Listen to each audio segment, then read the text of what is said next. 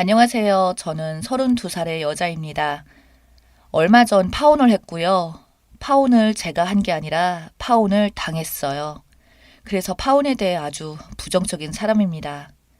이혼보다는 파혼이 낫다고 하는데 될 수 있으면 파혼 자체를 안 하는 게 더 좋은 게 아닌가요? 그렇게 파혼 낙인 찍혀서 남겨진 사람이라 정말 짜증납니다. 저랑 예비 신랑이 연애 기간이 짧았던 것도 아니에요. 무려 2년을 사귀었죠.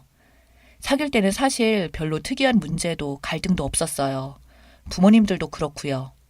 부모님들끼리 서로 친하신 상황이어서 자연스럽게 저희도 알게 되었고요. 그렇게 몇 번 더 만나면서 가까워졌어요. 저는 인터넷 쇼핑 쪽에서 일하고 있고 예비 신랑은 유통 쪽에서 일하고 있어서 서로 어느 정도 이야기가 통하고 대화도 술술 잘 통했습니다. 예비 신랑 나이는 36살이라 집에서 결혼을 계속 재촉하는 눈치였고 저도 32살이라 그런지 연애 잘하고 있냐면서 계속 물어보기도 하셨고요. 근데 예비 신랑은 결혼 이야기를 꺼내지 않더라고요. 아예 생각이 없나 싶어 물어봤는데 자기가 승진을 앞두고 있어서 승진하고 결혼하려고 했다더군요. 아예 생각이 없나 싶어 물어봤는데 자기가 승진을 앞두고 있어서 승진하고 결혼하려고 했다더군요. 근데 제 생각에는 예비 신랑이 승진을 하나 안 하나 지금 하나 나중에 결혼하는 건 똑같으니 기다릴 것도 없이 빨리 결혼해도 된다고 이야기했습니다. 글로 옮기려니 저희 상황이 좀 삭막해 보이기는 한데 저희 둘은 아끼고 사랑하면서 다른 연인들처럼 뜨겁고 달콤하고 후끈하고 그런 느낌도 다 있었습니다. 게다가 2년을 만났으면 어느 정도 서로 확인할 건 다 한 거잖아요. 간을 봐도 2년이면 레시피까지 다 파악될 정도인데 더 미룰 필요가 없다고 생각했죠. 예비 신랑은 한참을 망설이다가 결혼하자고 하더니 그때부터 양가 부모님도 뵙고 결혼 준비도 본격적으로 시작했어요. 그때까지도 아무 문제가 없어 보였네요. 상견례도 잘 마쳤고 예비 시어머님은 제 손을 잡고 고맙다고 한 10번은 들었던 것 같아요. 그래서 저도 기분 좋게 결혼 준비를 하고 있었어요. 제가 한번 당해보고 하는 소리지만 결혼식 준비하기 전에 반드시 통장을 하나 만들어 놓고 하세요.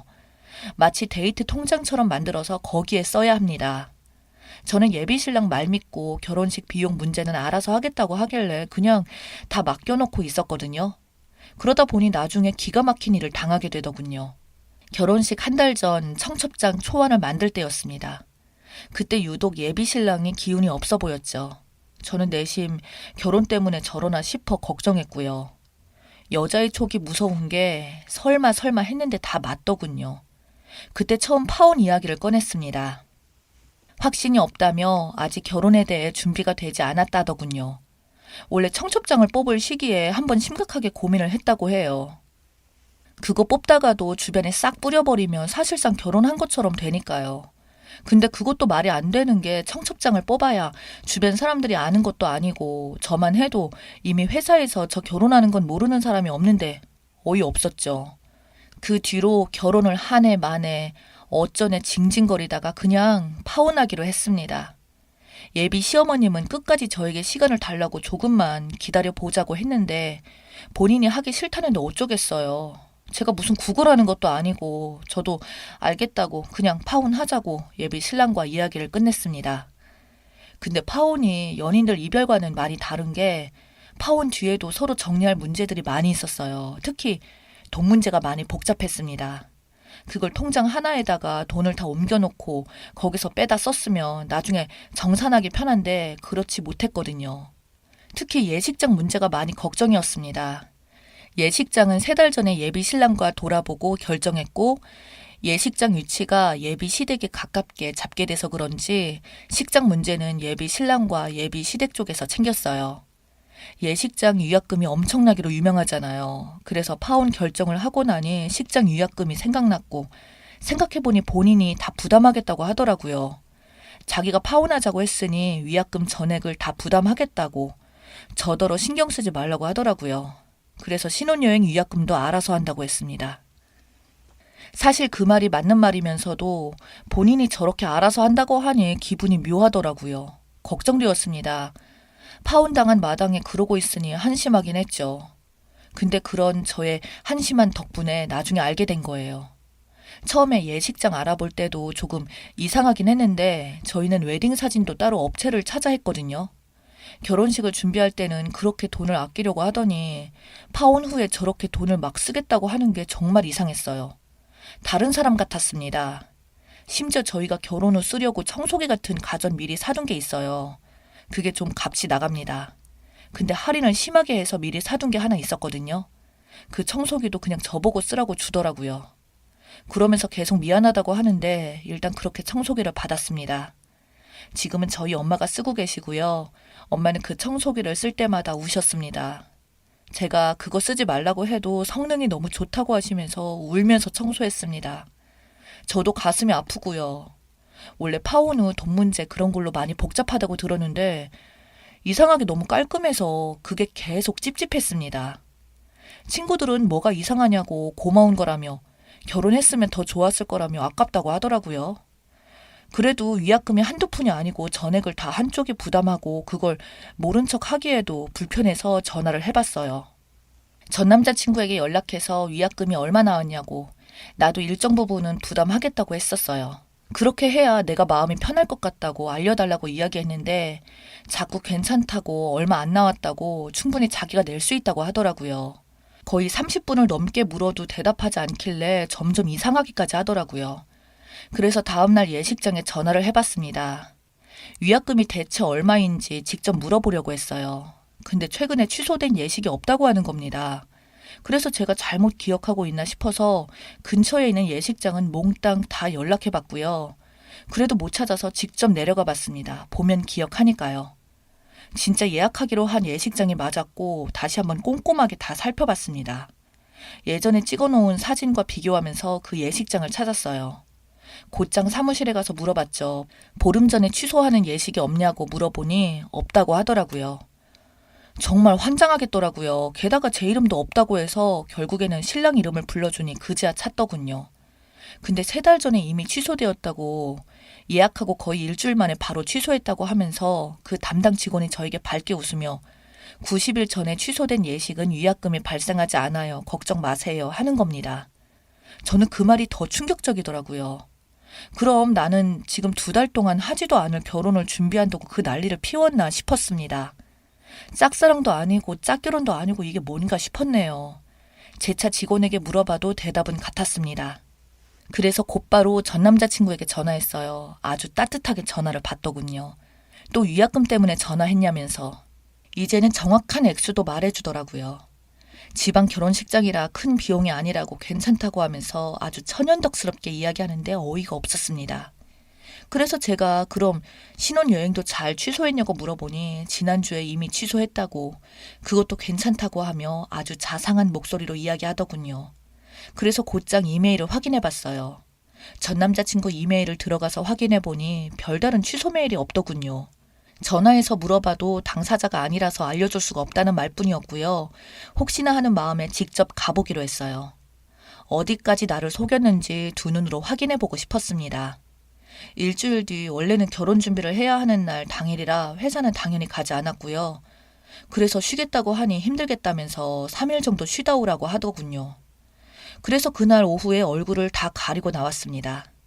엄마는 그런 제 모습을 보고 뭐가 창피해서 그러냐고 당당하게 살라고 소리를 지르시며 우셨어요. 공항에 도착해서 그때 전 남자친구 이메일에서 확인한 일정표를 보고 모이는 곳까지 저도 가봤습니다. 거기에 제 남자친구가 떡하니 서 있더라고요. 활짝 웃으면서 있는데 순간 무슨 새신랑 같았습니다. 별 생각이 다 나더라고요. 나 말고 다른 여자랑 결혼식을 올린 건가 싶기도 했는데 그때 여자가 오더니 아주 대놓고 팔짱도 끼고 신혼부부가 따로 없었네요. 영상으로 다 찍어놨고요. 그냥 그 자리에서 달려가서 뒤엎고 싶었는데 일단 두고 보기로 했습니다. 그리고는 그대로 전 남자친구 집에 갔습니다. 처음에는 어이도 없고 황당했지만 조금 시간이 지나니 화가 끓어오르더라고요. 그래서 바로 내려갔습니다. 전 남자친구 집으로 갔어요. 당당하게 초인종을 누르고 놓고 온 물건이 있어서 찾으러 왔다고 근데 연락이 되지 않아서 직접 왔다고 했고요. 어머님은 처음에는 엄청 당황하시더니 나중에 저보고 미안하다고 하며 일단 들어오라고 문을 열어주셨습니다. 그렇게 전 남자친구 방을 들어가서 이것저것 다 뒤져봤습니다. 그렇게 싹 뒤지다가 그 여자 여권 사본도 봤고요. 컴퓨터로 메신저 내용도 다 확인하고 정말 기가 찼어요. 결혼을 망설이던 이유가 그 여자였습니다. 보니까 자동차 키도 놓고 갔길래 아주 느긋하게 주인 없는 차에 가서 블랙박스도 다 뒤져봤죠. 보면 볼수록 파혼하길 잘했다는 생각이 들더군요. 저랑 연애할 당시에도 그 여자를 만나고 있었고요. 그럼 저랑 헤어지고 그 여자한테 가면 될 텐데 그러지 못하는 이유가 있었습니다. 유부녀거든요.